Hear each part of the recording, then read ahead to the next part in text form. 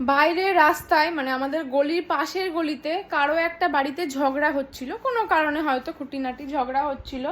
তো আমি ভুতুকে খেতে দেবো বলে ওর ভাতটা মাখছি, বেরিয়ে দেখছি ভুতু বাড়িতে নাই। তো ভুতু নাই, আমি হচ্ছে বাইরে টয়লেট পটি করতে গেছে হয়তো।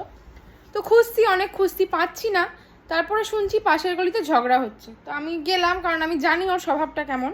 তো গিয়ে দেখছি ওই বাড়িটার দু একটা বাড়ি মানে একটু এগিয়ে ও ওখানে বসে বসে ঝগড়া শুনছে।